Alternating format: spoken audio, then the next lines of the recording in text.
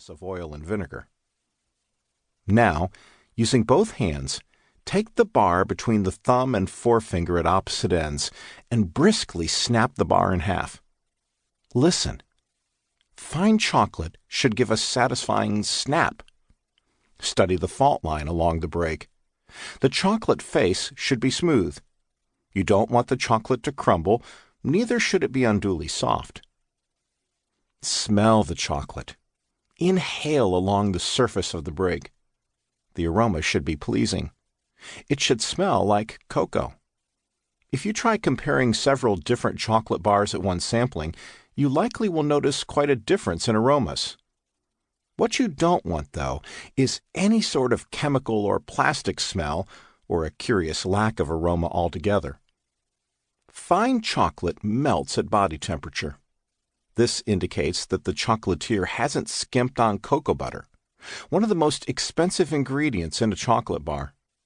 If you hold the chocolate in your hand for a minute or so, you should notice that it begins to melt. This body temperature melting point is a key sign of quality. Some chocolate makers substitute a bit of vegetable oil or other types of fat to save money, and this will change the telltale melting point. Now you are ready to taste the chocolate. Bite off a corner of the bar.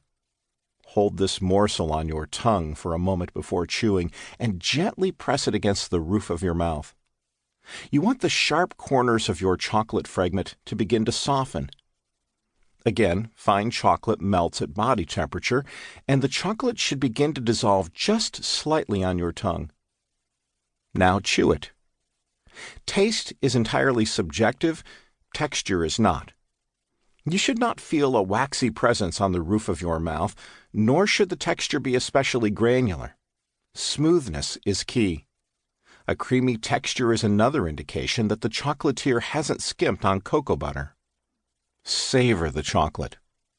Do you sense a slight, subtle, fruity aftertaste? Especially fresh, natural chocolate will result in an aftertaste that may hint of tart raspberries, say, or the piquancy of currants. Very fresh beans, not having been subjected to a 6-week ocean voyage before processing as they transit from West Africa, for example, to Switzerland, naturally possess that fruity grace note. They contain no artificial flavors because they do not need them. Now you know. Dia acusia se, otromo brebo edeno, wadinya no. The one who told his mates the liver of the bush cow is a delicacy must partake in the feast. We must pay the forerunner the honor due to him. Chapter 1. The Omanhene Idea. I have a chocolate company in Africa near the foot of the Mampong Hills. I named it the Omanhene Cocoa Bean Company. Omanhene is the word in Twi, one of the major languages in Ghana, for paramount chief or king. Our production facility squats forlornly in what's known as the Tema Heavy Industrial Area in the artificially created port city of Tema in Ghana, West Africa. The name alone tells you much about the history of the area.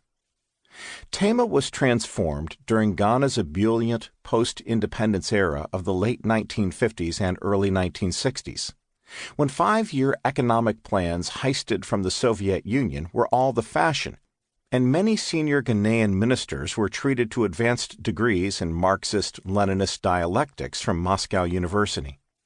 Dredging a new deep-water port out of the shifting fluvio-deltaic sands of the Bight of Benin was not too ambitious a plan for a country brimming with optimism and post-colonial swagger. That was a long time ago. Ghana was the black star of Africa, and heartily sick of kowtowing to Her Majesty. For savvy, charismatic Kwame Nkrumah, one of the Big Six, those dapper, Oxford-educated gents who became the founders of modern Ghana, Pan-Africanism wasn't big enough. Nkrumah was a principal advocate for the non-aligned movement, that sprawling collection of post-colonial countries that found purpose and profit trafficking between the United States and the Soviet Union, like children of divorced parents